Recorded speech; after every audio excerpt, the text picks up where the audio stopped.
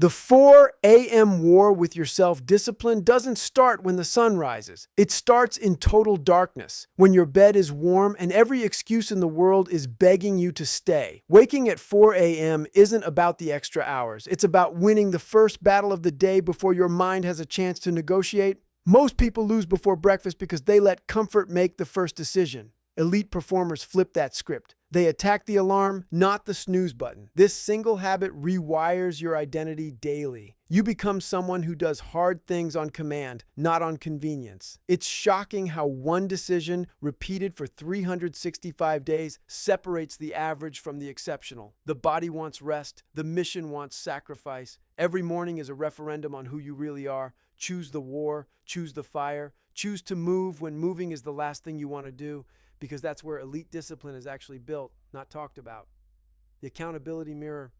Most people avoid mirrors. They use them to fix hair, not fix character. Elite discipline demands a brutal daily confrontation, standing in front of glass and telling yourself the truth nobody else will. Did you actually give everything today, or did you fake effort and call it a win? This habit destroys self-deception, the silent killer of potential. You write your goals on sticky notes, stick them to the mirror, and force yourself to stare at the gap between who you are and who you claim you want to become. It's uncomfortable. It's supposed to be. Comfortable people don't grow. The mirror doesn't lie, doesn't flatter, doesn't accept excuses. It simply reflects reality back at you, unfiltered. Elite performers use this daily ritual to stay honest when everyone else around them is busy applauding mediocrity. If you can't look yourself in the eye and admit you quit early, you'll keep quitting early, silently, secretly, forever. Truth is the first rep of real transformation, and it happens alone, in silence,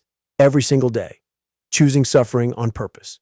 Cold showers, brutal runs, training when the body screams stop. This isn't punishment. It's inoculation. Elite discipline is built by voluntarily stepping into discomfort so that when real suffering finds you uninvited, it recognizes you as an old friend, not a stranger. Most people spend their whole life avoiding pain, which means pain owns them completely the one day it shows up unannounced. Instead, seek it deliberately. Icy water, empty tanks, screaming lungs, and stay there a little longer than yesterday. This builds what feels like armor for your mind. Shockingly, the goal was never comfort. Comfort is the enemy of greatness. Every rep done in misery is a deposit into an account you'll withdraw from during your darkest moment. A divorce, a diagnosis, a failure.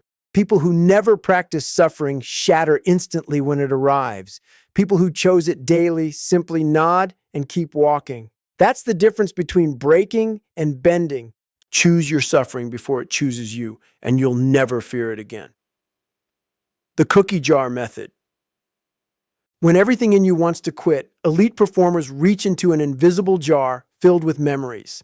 Every time they refuse to give up before. This cookie jar is a mental vault of past victories collected specifically for future collapse. You write them down. The day you finished despite the injury, the day you stood up after being knocked down, the day everyone doubted you and you proved them wrong anyway. Then, in the middle of unbearable exhaustion, you reach in and pull one out. It reminds your brain, you've survived worse, so you will survive this. This habit shockingly rewires panic into proof. Most people spiral in crisis because they forget their own history of resilience. Elite individuals catalog it deliberately, like ammunition stored for war. The jar isn't motivational fluff. It's tactical psychology, deployed at mile 20 when your legs are gone, and your mind is the only thing left running. Build your jar today, because the moment you desperately need it won't send you a warning first. Taking souls, not excuses. Elite discipline means outworking everyone in the room without announcing it. Letting your effort speak in a language excuses can't translate. While others complain about time, weather, or energy, disciplined people simply move, silently taking souls, outlasting, outworking, and outenduring everyone who doubted them. There's no room for "I'm tired" or "it's raining."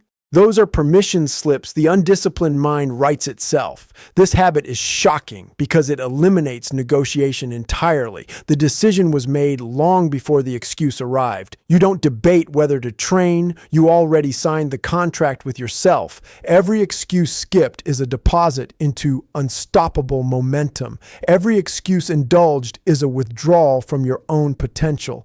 People watching from the sidelines will always have a reason why today isn't the day. Disciplined people simply don't listen to that voice anymore. It's not about being fearless.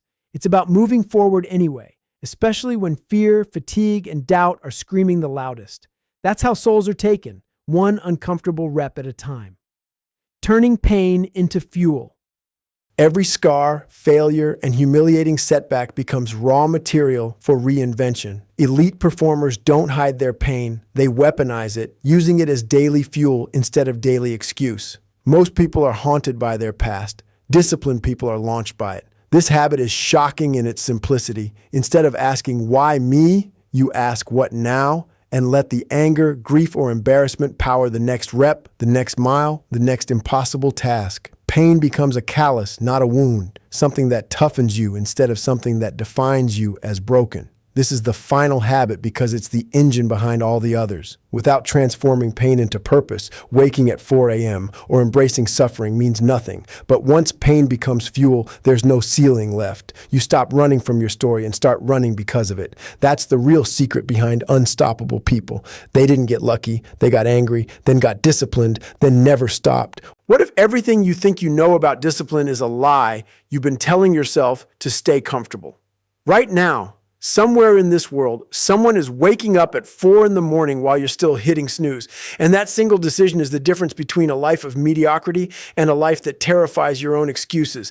Discipline isn't a mood. It's not motivation. It's a war you fight against yourself before the sun even has the courage to rise. And most people lose that war every single day without even realizing they surrendered. Picture a man standing in front of a mirror at dawn, staring at his own reflection, refusing to blink, refusing to lie. He doesn't ask the mirror how he looks. He asks it who he really is. Are you the person you promised you'd become, or are you still hiding behind comfortable stories? That mirror doesn't care about your feelings. It doesn't flatter you. It simply shows you the truth, and elite people face that truth every single morning, alone, in silence, when no one's clapping and no one's watching. Now, imagine stepping into water so cold it steals the air from your lungs on purpose. Not because you enjoy suffering, but because you refuse to let suffering surprise you when life inevitably brings it anyway. Every rep done in misery, every mile run when your legs are screaming stop is a deposit into an account you'll need one day. A day when life doesn't ask permission before breaking your heart.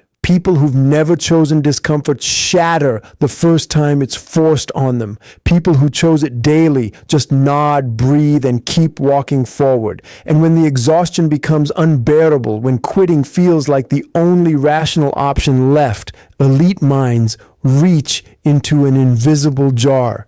A cookie jar filled not with sugar, but with memories. Every time you didn't quit. Every time you stood back up when the whole world expected you to stay down, you pull that memory out in your darkest moment and let it remind you, you've survived worse than this, so you will survive this too. While others complain about rain, about time, about being tired, disciplined people move anyway. Silently, relentlessly, without announcing it to anyone. They don't negotiate with excuses because the decision was already made long before the excuse arrived at the door. Every excuse skipped becomes unstoppable momentum. Every excuse indulged becomes a slow, quiet death of potential. And here's the most shocking truth of all. Your pain, your failures, your humiliations, they were never meant to break you. They were meant to become fuel. Stop asking why this happened to you and start asking what you're going to do now that it has. Turn every scar into a callus, not a wound. Let your past launch you instead of haunting you. Because discipline was never about being fearless. It was never about waking up feeling ready. It's about moving forward anyway. When your body says stop, when your mind says quit, when the whole world says it's impossible. The uncomfortable truth is this: greatness isn't found in comfort, motivation, or perfect conditions. It's forged at 4 a.m, in cold water, in painful mirrors, in silent suffering nobody sees. So the question isn't whether you have what it takes. The question is, what are you going to do about it starting tomorrow morning when that alarm goes off and every excuse in the world is waiting for you to hit snooze? Elite discipline was never handed down as a gift. It's built brick by brutal brick through decisions nobody sees and sacrifices nobody applauds. The 4 a.m. wake up, the honest mirror, the chosen suffering, the cookie jar of memories, the silent refusal to make excuses, and the transformation of pain into fuel. These 6 habits aren't tricks. They're a complete blueprint for becoming someone your excuses no longer recognize. The life you want is on the other side of the discomfort you've been avoiding. Stop waiting for motivation to knock on your door. It never will. Get up. Face the mirror. Choose the suffering. Move anyway. That's how ordinary people build extraordinary lives. What if the alarm clock ringing at 4 in the morning is actually the sound of your old self dying? What if every excuse you've ever made was just a comfortable lie designed to keep you small, keep you safe, keep you exactly where you are right now? What if the cold shower you avoid, the extra mile you skip, the mirror you refuse to look into, honestly, what if those are the exact things standing between you and the person you were actually born to become? Somewhere right now, someone with less talent than you, less time than you, and more pain than you is choosing to suffer on purpose while you're choosing comfort. What if today's the day that stops? What if you stop negotiating with your own weakness and finally take back control? Stay with me for the next few minutes because I'm about to show you exactly how the most disciplined minds on earth build their entire day, habit by habit, decision by decision, and by the end, you won't have an excuse left to hide behind.